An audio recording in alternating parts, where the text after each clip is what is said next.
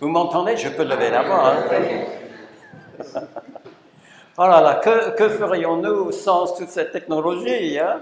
J'essaie d'imaginer Paul ou Jésus même à l'époque. Hein? Ah, ils n'avaient pas tout ça. Mais des fois, c'est une véritable aide hein, pour nous qui devons apporter la parole de Dieu. Nous arrivons, pour ceux qui suivent un petit peu ce que je suis en train de faire dans le livre de la Genèse, au chapitre 5. Vous pouvez chercher ce chapitre si ça vous intéresse. Je doute fort que vous allez lire tout ce chapitre. D'ailleurs, moi-même, j'ai jamais pensé prêcher une fois sur ce chapitre. Pourquoi? Parce que c'est une généalogie. Généalogie, qui dit généalogie, il dit une liste de personnes qui se succèdent, hein, qui sont de la même arbre généalogique. On peut imaginer, c'est Adam et Ève tout en bas. Hein, parce que le texte nous dit, voici le livre de la postérité d'Adam. Ce n'est pas le même mot que Dieu a employé lorsqu'il avait dit à Adam et Ève, avant de les expulser du jardin, que la postérité de la femme allait un jour écraser la tête de la postérité du serpent. Ce n'est pas le même mot, postérité. Ici, c'est un mot qui signifie toute une lignée de descendants. D'accord? Et c'est un mot qui revient à plusieurs reprises dans le livre de la Genèse pour la découper en sections. Ça veut dire que ici, avec cette généalogie, nous terminons la première section du livre, hein, qui parle de la création, Adam et Ève dans le jardin, comment ils ont été tentés par Satan, comment après avoir été expulsés, même Caïn a tué son frère, etc. Mais nous arrivons au bout donc de cette première section et on revient donc sur la postérité d'Adam. Un autre petit indice, quand vous voyez ces généalogies, c'est souvent la dernière personne qui est citée dans la généalogie qui va figurer dans la section suivante.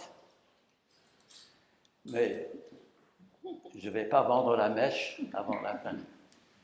Alors, livre de la postérité d'Adam. Oui, on a du mal quelquefois à lire ces généalogies parce que des noms sont un peu bizarres pour nous. Hein?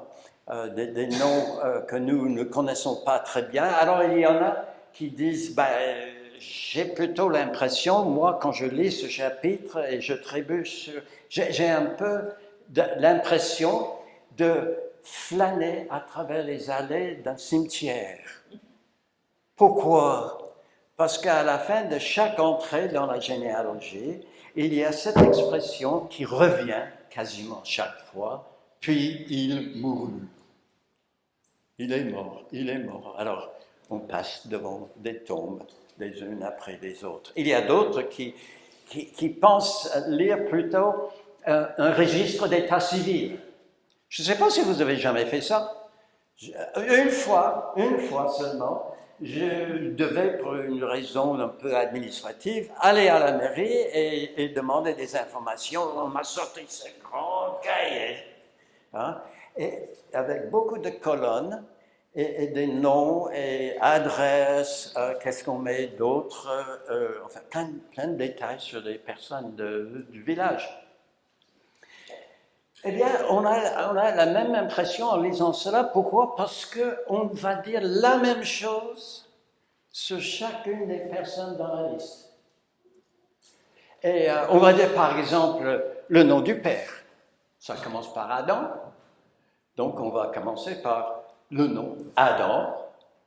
Et il avait 130 ans lorsqu'il donnait naissance à Seth, qui était son troisième enfant d'ailleurs, parce qu'il y avait Caïn, Abel.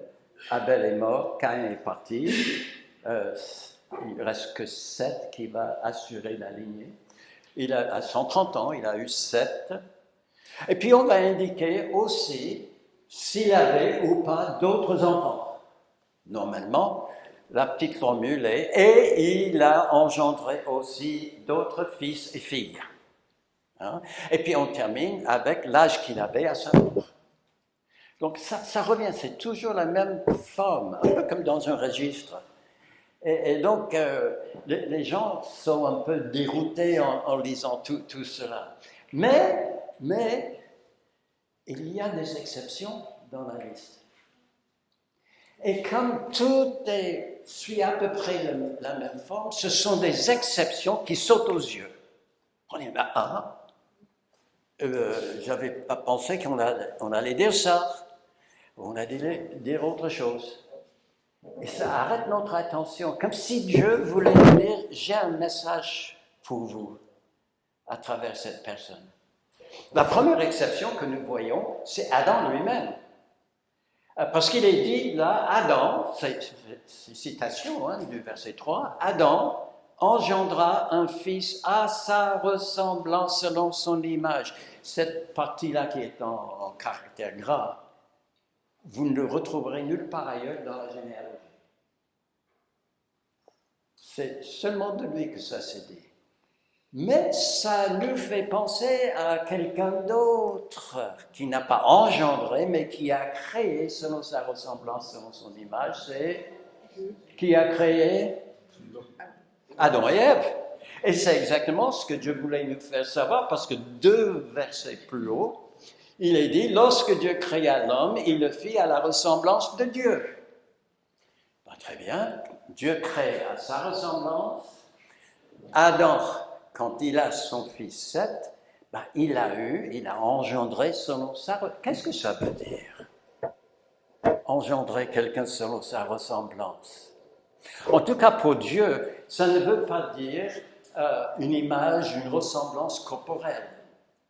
Pourquoi? Parce que la Bible dit tout simplement que Dieu est esprit. La citation, vous le connaissez, Dieu est esprit, et il faut donc ceux qui l'adorent en esprit et en vérité.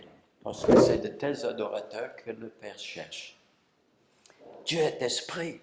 Et Jésus-Christ, on l'a célébré pas très longtemps, on a chanté encore un chant sur la résurrection de Jésus ce matin. Et quand il est ressuscité, et à la grande surprise de tous ses disciples, il s'est trouvé vivant et en chair et en os devant eux, et ils n'en revenaient pas. Ils pensaient voir un esprit. Et Jésus-Christ leur a dit ceci, un esprit n'a ni chair ni os, comme vous voyez que j'ai. Et il a mangé avec eux, il a passé un moment avec eux. Il a même dit la semaine suivante à Timothée, n'importe quoi, à Thomas, il a dit à Thomas, qui avait dit la première fois, je n'étais pas là. Il ne faut jamais rater le culte. C'était un dimanche, il n'était pas là. Mais quand il est revenu, donc la deuxième fois, et Jésus était là, Thomas était là, Thomas qui avait dit, je ne croirais pas, à moins de mettre mon doigt dans l'empreinte des plaies, Jésus a dit, viens Thomas. Est-ce que ça nous arrive quelquefois d'avoir des doutes par rapport à ce que la Bible dit?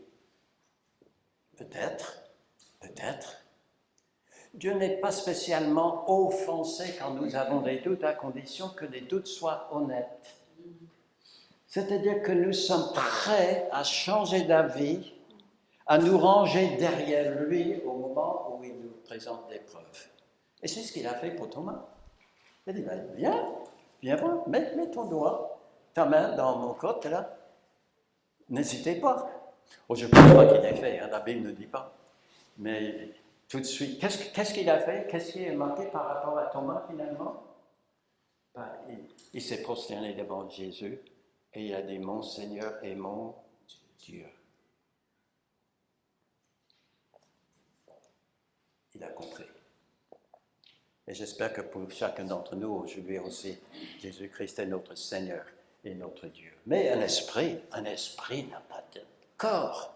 Donc on ne peut pas imaginer que cette idée de faire selon sa ressemblance, son image, soit quelque chose qui est en rapport avec le corps. Tiens, il a les oreilles de son père, les yeux de sa maman. Non. Ça concerne plutôt quelque chose de spirituel, les facultés spirituelles que Dieu nous a accordées à chacun d'entre nous. Par exemple, nous avons la faculté d'intelligence, nous pouvons réfléchir, penser, analyser des choses. Ça peut être aussi des sentiments. C'est bien de pouvoir réfléchir. Ah, mais on ressent aussi des émotions, des sentiments dans notre cœur. Et puis, de temps en temps, on doit prendre des décisions. Ma femme et moi, nous sommes en train d'imaginer, enfin planifier, même organiser un déménagement.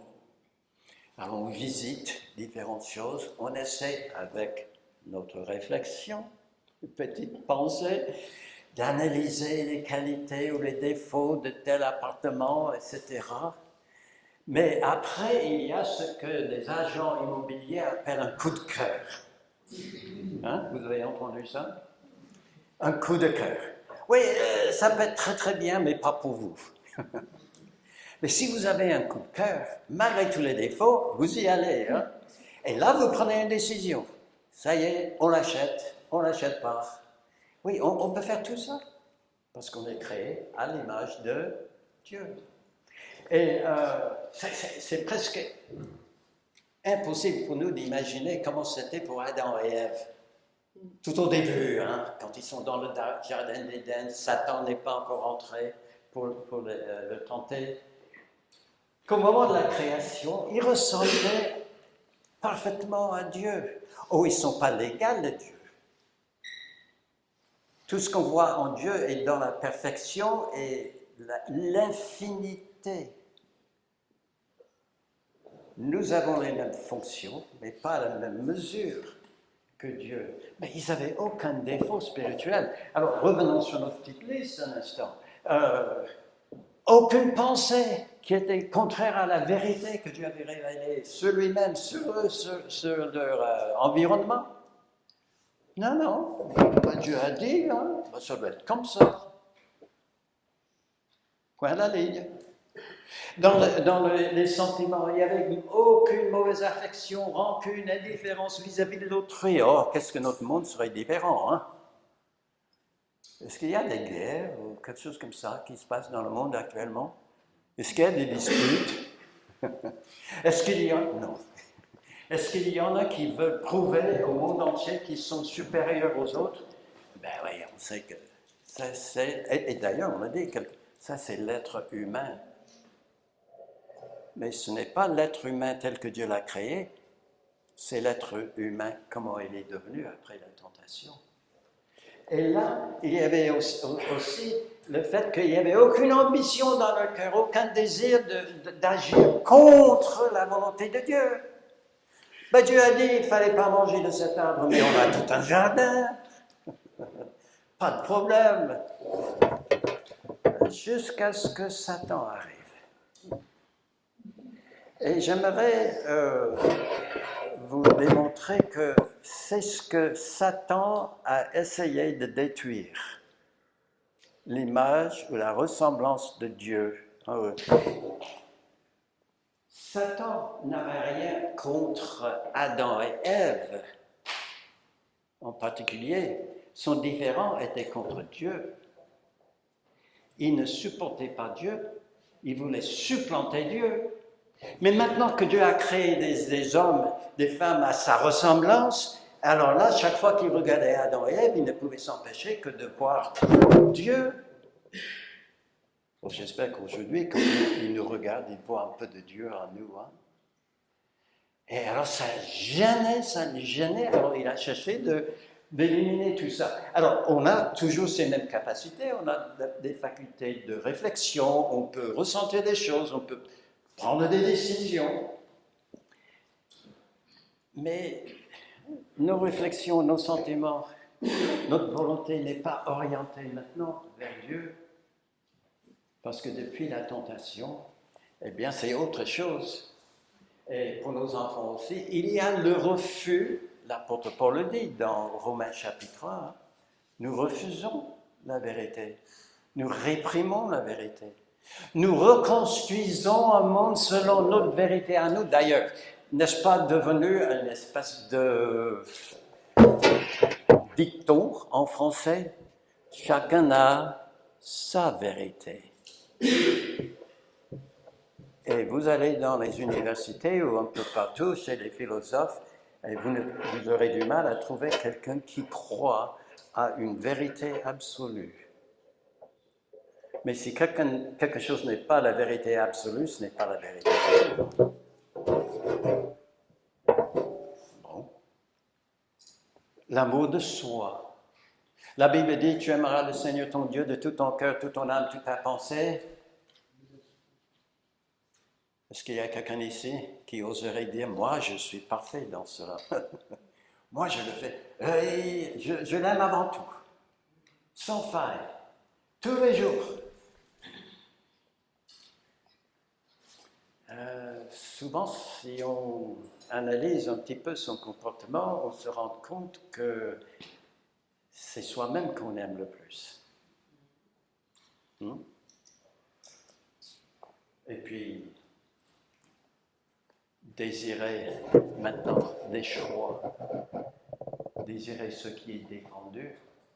D'ailleurs, l'apôtre Paul dit que la loi, en défendant de faire telle chose, donne envie de le faire. Ah ben oui, hein. On appelle ça un esprit de contradiction. J'ai connu, mon pasteur, quand j'étais tout petit, mon pasteur, il a dit, alors il vivait à l'époque où tout le monde n'avait même pas encore la voiture, quand lui il était petit. Donc il savait que tous les week-ends, ses parents devaient aller en ville, dans la charrette, tirée par les chevaux, pour faire des courses. Et ça allait le prendre une journée entière. Alors il dit, une fois, son père a donné l'instruction aux enfants, quand nous serons partis, maman et moi, n'allez surtout pas dans le potager prendre des haricots verts et les mettre dans le nez. Oh! Oui, oui. C'est ce qu'ils ont tous pensé, les enfants. Mais jamais ils avaient l'idée que c'était là où il fallait mettre le nez. Mais le fait que papa l'ait dit, ça leur a titillé un peu l'esprit, et finalement, qu'est-ce qu'ils ont fait? Ils ont testé. Ben oui, ben oui. Est-ce que tous nos désirs, vous savez, des fois, on ne fait pas, et heureusement, on ne fait pas tout ce qu'on aimerait faire. Soit parce que l'occasion ne se présente, soit parce qu'on a peur.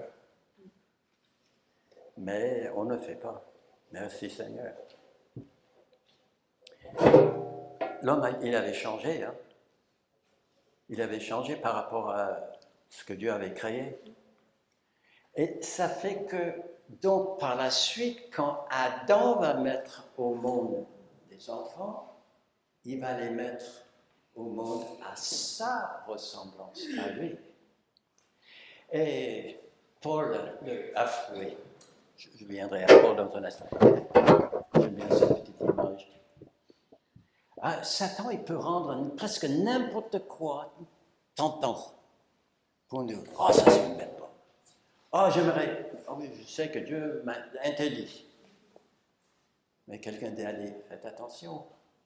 Toutes les pommes de Satan ont des vers à l'intérieur, oui.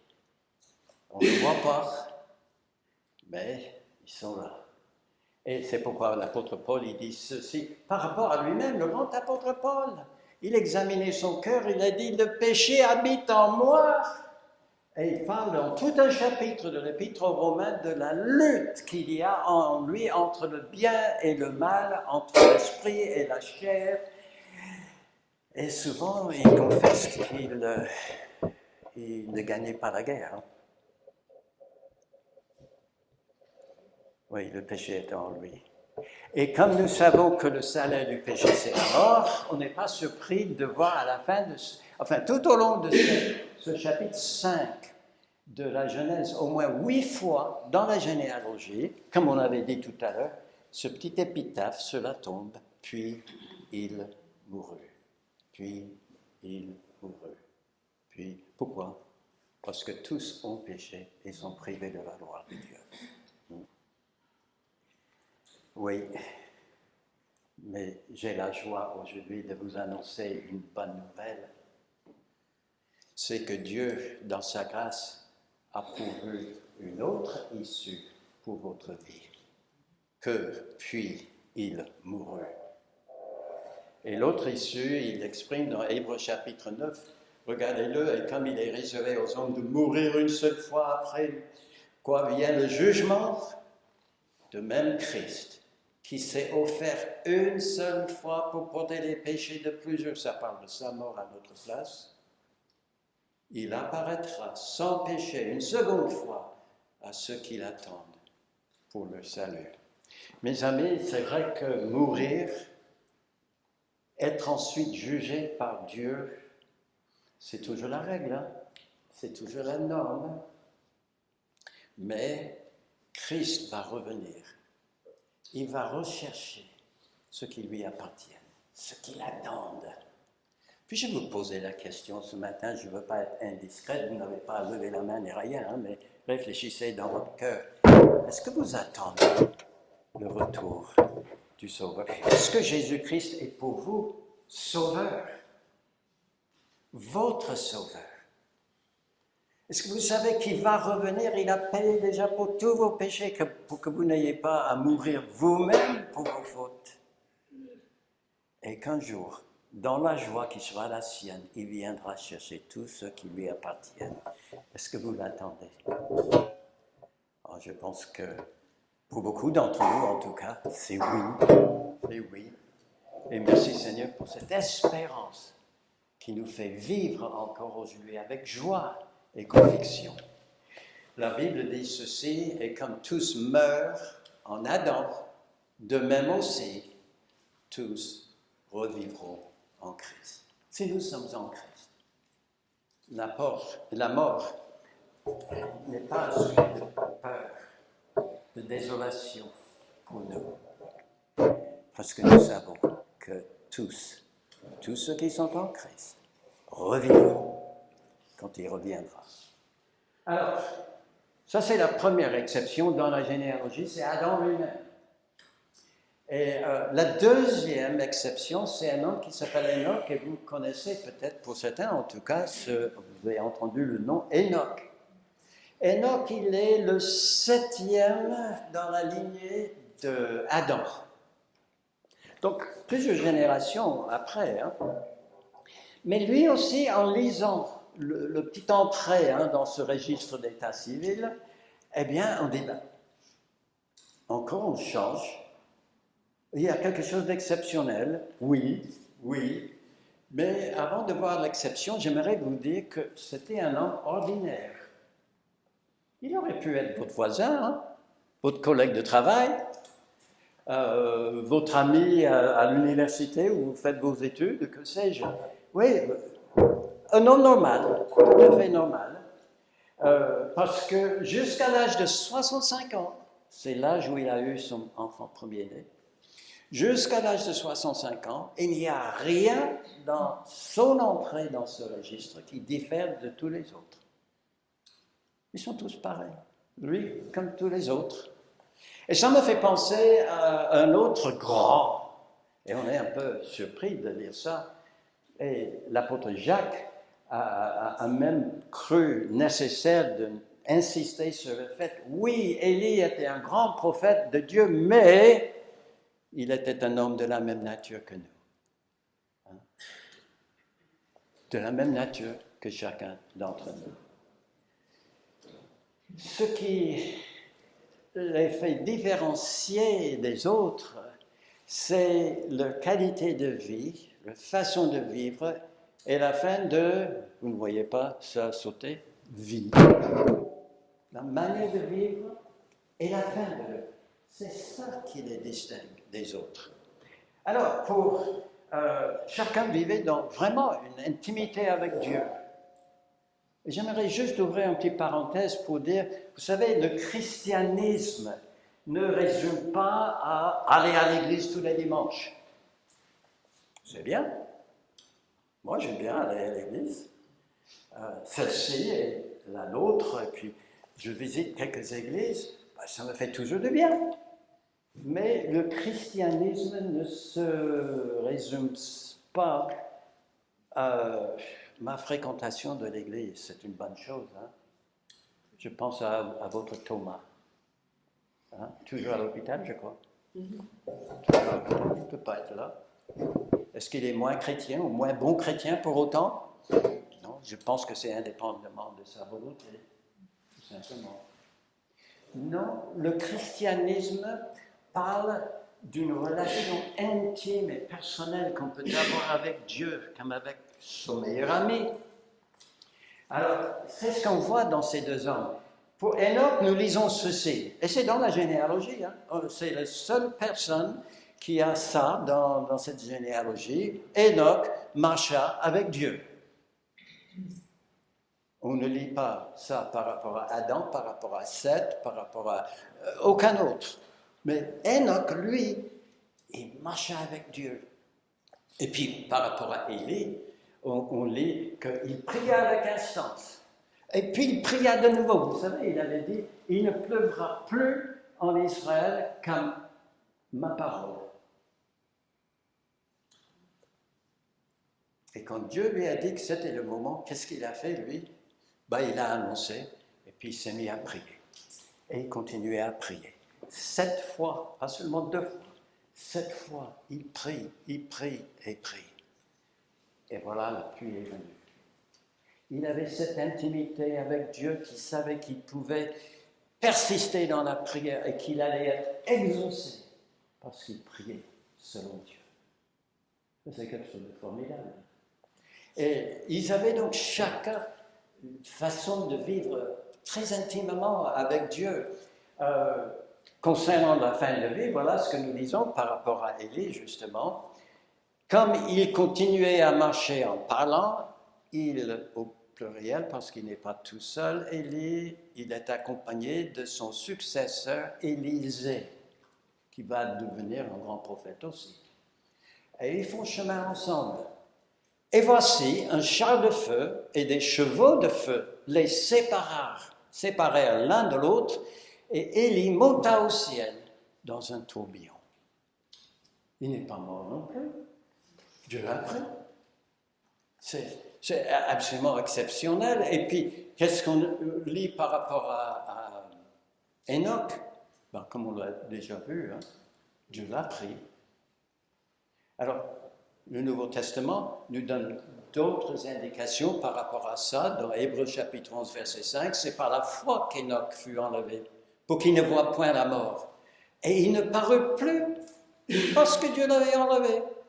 Car avant son enlèvement, ça fait 3 fois dans le même verset, enlevé. Avant son enlèvement, il avait reçu ce témoignage qu'il était agréable à Dieu. Pourquoi est-il agréable à Dieu? Parce qu'il a la foi. Il croit en Dieu. Et croire en Dieu, ce n'est pas juste quelque chose qu'il a lu dans un livre ou quelque chose comme ça. La foi le unissait à Dieu. Et il savait que Dieu était avec lui. Et il marchait. Qu'est-ce qu'on dit?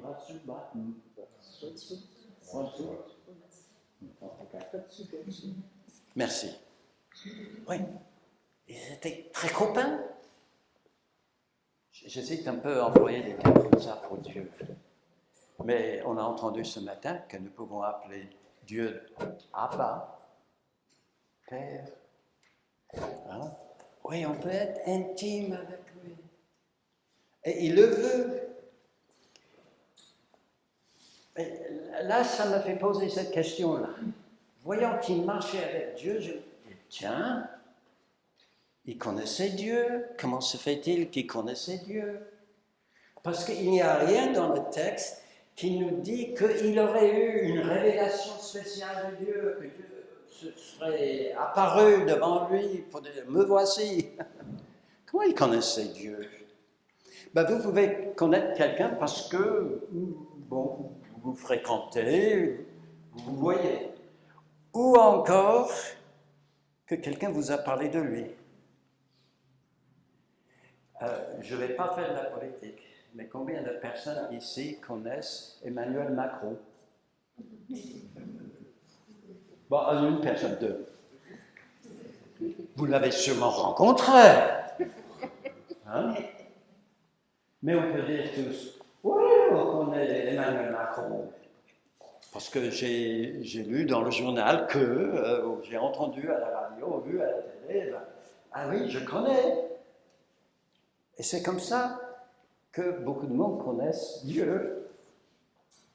Mais il veut se révéler à nous dans l'expérience, mais lui n'avait pas eu d'expérience. Adam et Ève, dans le jardin d'Éden, ils connaissaient Dieu par leur expérience. Dieu venait dans le jardin, les rencontrait, leur parlait.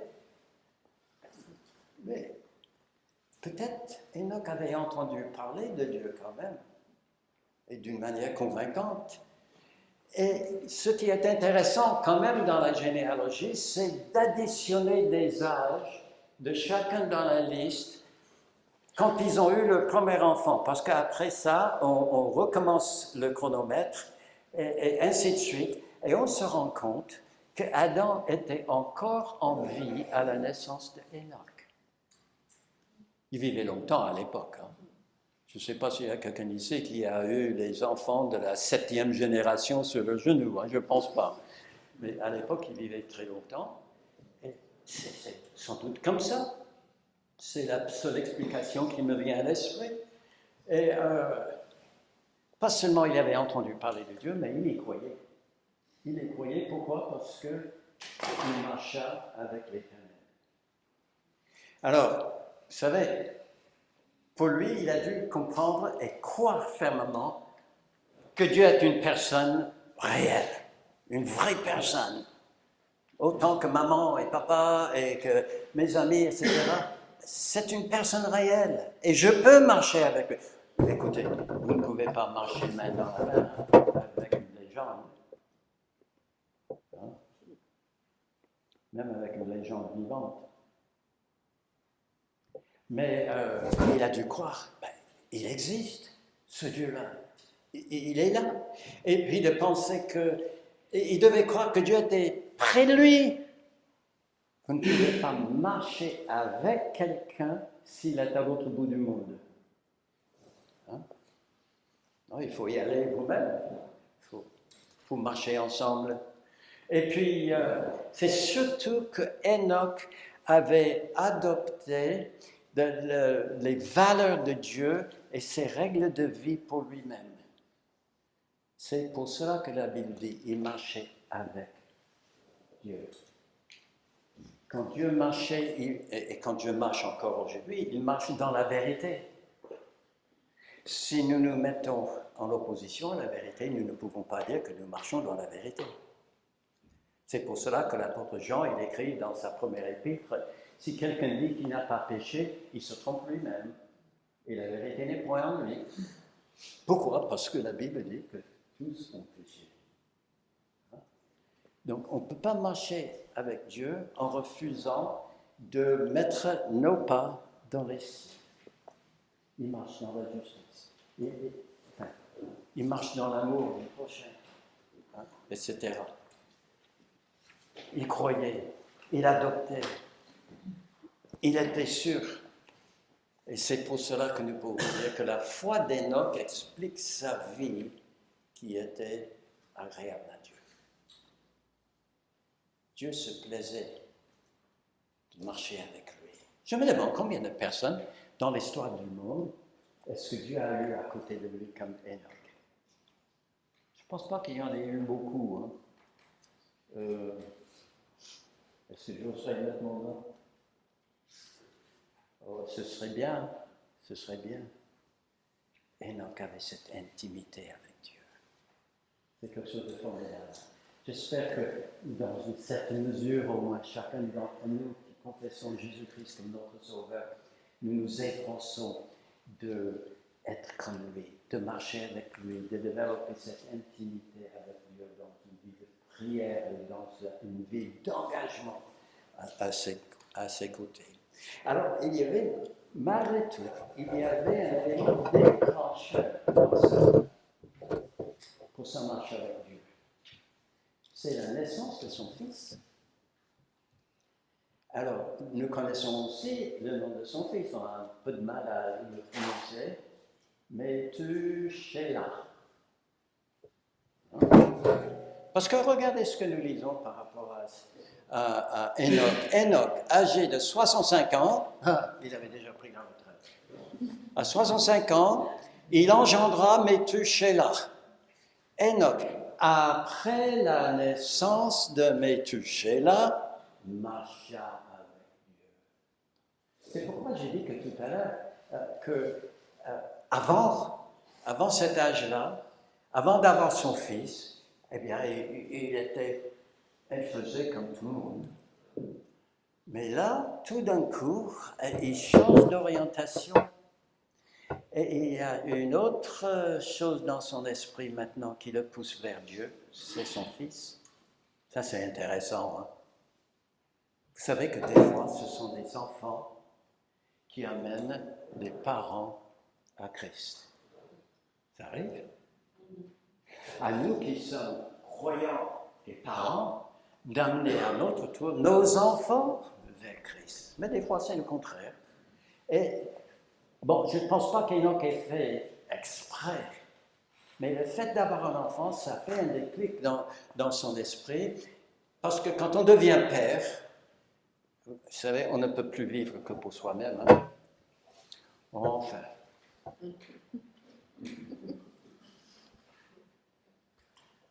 Là, il y a des exceptions aussi. Hein. Vous savez, c'est même autre chose que le mariage. Vous vous mariez, hein, vous trouvez quelqu'un que vous aimez et vous vous mettez ensemble, homme et femme, et vous êtes mariés pour la vie, mais surtout aujourd'hui, avec l'économie telle qu'elle est, et le prix de l'essence et tout ça, ben souvent, il faut que papa et maman travaillent tous les deux. On a un petit-fils, fils aîné de notre fille, qui vient de se marier l'été dernier. Ils vont fêter bientôt 1 an de mariage. C'est tout juste qu'ils se voient de temps en temps.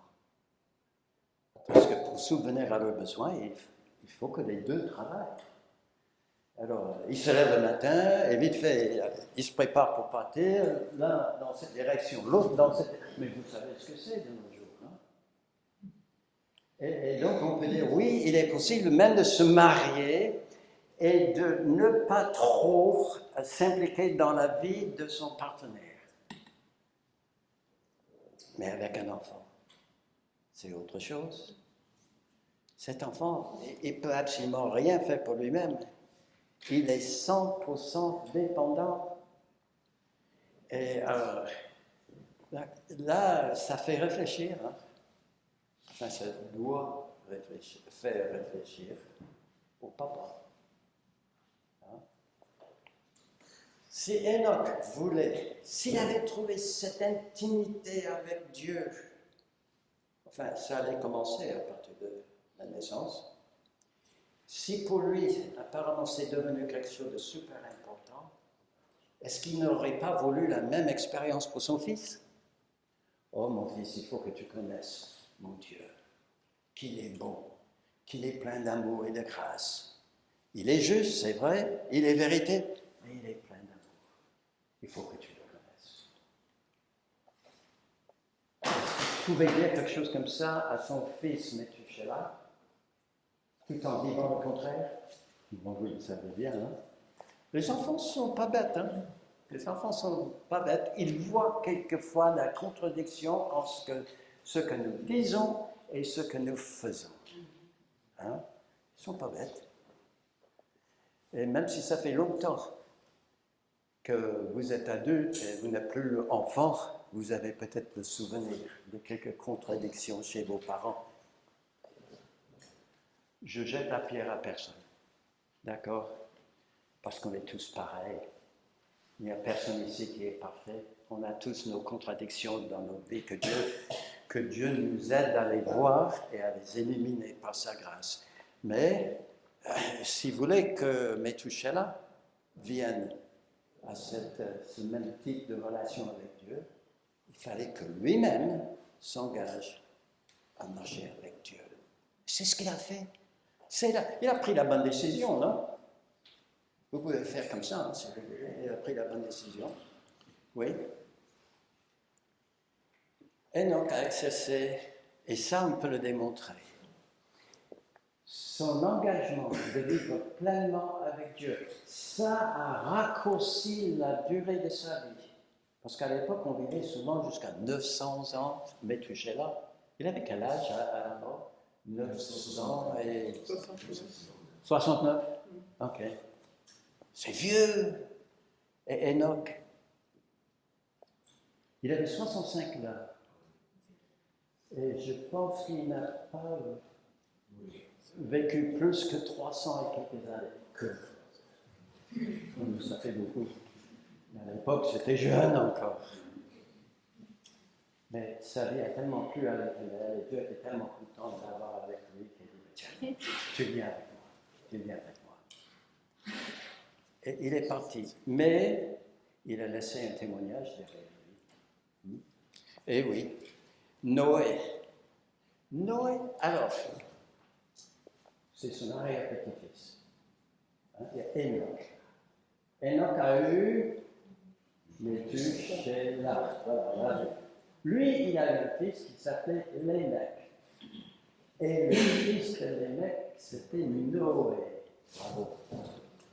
Il sait tout, hein, ce James. Voilà, c'est son arrière-petit-fils. Et voilà ce que nous lisons par rapport à son arrière-petit-fils.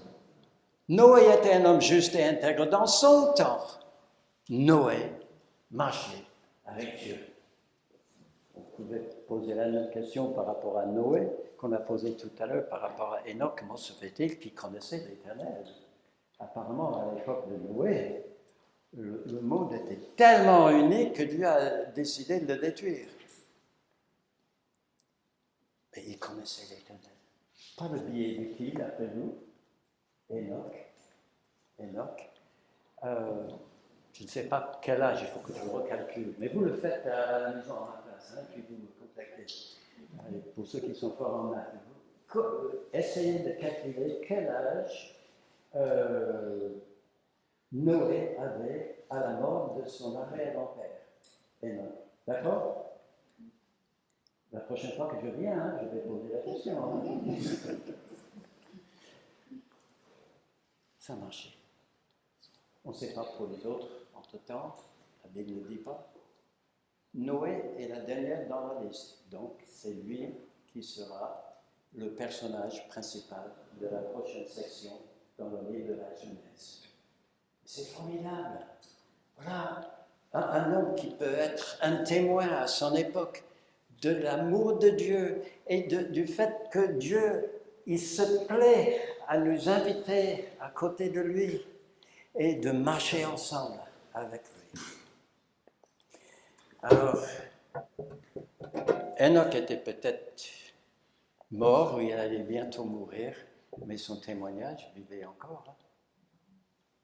Et Noé a pu bénéficier de ça. Ça me fait vouloir, et je termine, ça me fait vouloir dire un mot à tous les papas qui sont là.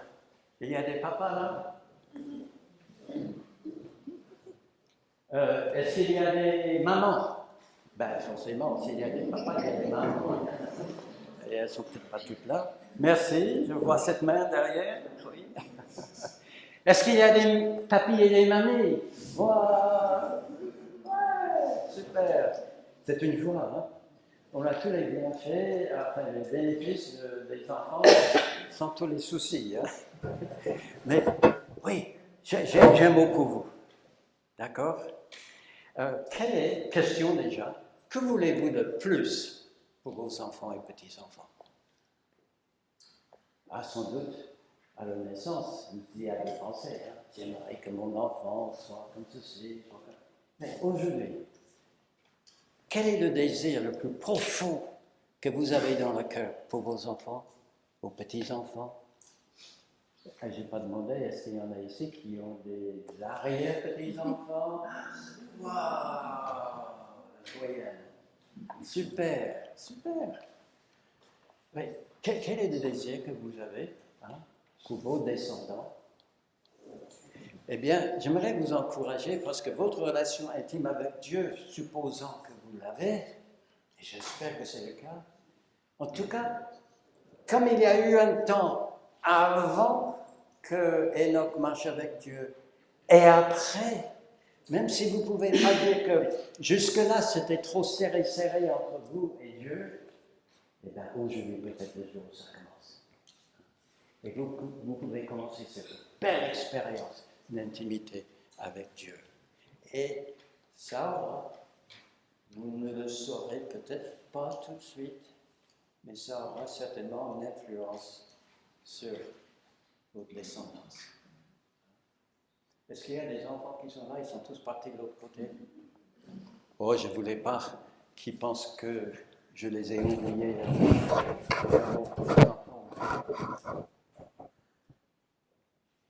Pour les enfants, je dirais, et vous pouvez le dire hein, si c'est les vôtres, hein, vous pouvez le communiquer après, Pasteur Richard, il avait un mot pour vous. Hein, et c'est celui-ci. Le meilleur moment pour apprendre à marcher avec Dieu, c'est quand on est jeune. Vous savez, comme on dit, quand le pli est fait, vous savez, je ne sais pas s'il y a des hommes ici qui font le repassage. Les femmes, oui. Moi, j'en fais de temps en temps. Je bénis le Seigneur jusqu'à aujourd'hui, il y a des tissus qui n'ont presque pas besoin d'être repassés.